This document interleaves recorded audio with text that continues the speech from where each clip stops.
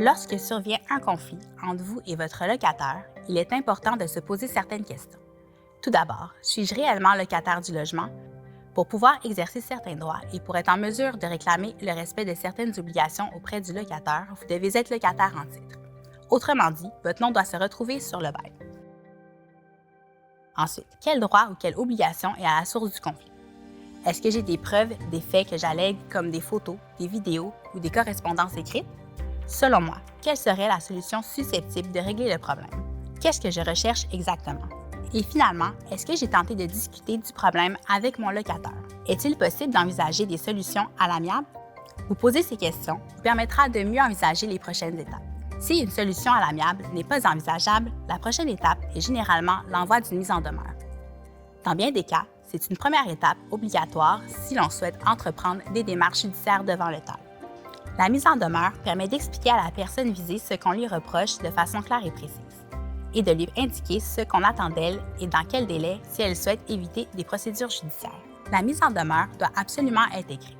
Vous devez également vous assurer qu'elle soit reçue par son destinataire et vous assurer d'être en mesure de prouver sa réception. Vous pouvez rédiger vous-même la mise en demeure ou vous faire aider par un avocat si vous le souhaitez. L'équipe du collectif juridique peut vous aider dans la rédaction de votre mise en demeure si vous n'avez pas les moyens de recourir au service d'un avocat.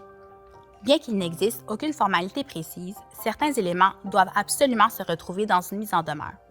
Le nom et les coordonnées de la personne qui l'envoie, la date d'envoi, l'expression mise en demeure en objet, l'expression sous toute réserve, un résumé clair et précis du problème et du droit ou de l'obligation que l'on souhaite faire respecter,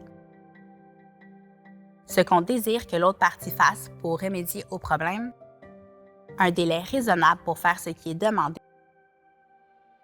et une phrase à l'effet que des démarches judiciaires pourraient être entreprises si l'autre partie ne fait pas ce qui est demandé. Non seulement la mise en demeure permettra à l'autre partie d'être formellement avisée du problème et de ses potentielles conséquences, mais elle vous permettra également de mettre en ordre votre récit et de préciser vos demandes, ce qui facilitera grandement votre travail devant le TAL si vous avez à vous rendre jusque-là. Pour plus d'informations sur la mise en demeure, rendez-vous sur le site du TAL. Si votre problème concerne la présence de punaises ou de vermine, la salubrité, la sécurité ou l'entretien de votre logement, sachez que plusieurs municipalités mettent à la disposition des citoyens un service d'inspection. Il est donc possible de contacter un inspecteur municipal afin que celui-ci vienne vérifier l'état de votre logement. L'inspecteur pourra ensuite, s'il le juge approprié, ordonner au propriétaire d'apporter les correctifs nécessaires. L'inspecteur dressera également un rapport de sa visite. Ce rapport pourrait vous être grandement utile si vous décidez d'entreprendre des démarches judiciaires. Si vous habitez sur le territoire de la Ville de Montréal, rendez-vous sur le site de la Ville de Montréal pour plus d'informations sur la marche à suivre pour faire une demande d'inspection. Si vous êtes la personne qui reçoit une mise en demeure, ne prenez pas ça à la légère. Consultez rapidement un avocat pour vous aider à évaluer les options qui s'offrent à vous. Si vous n'en avez pas les moyens, vous pouvez communiquer avec le collectif juridique pour obtenir des conseils juridiques gratuits.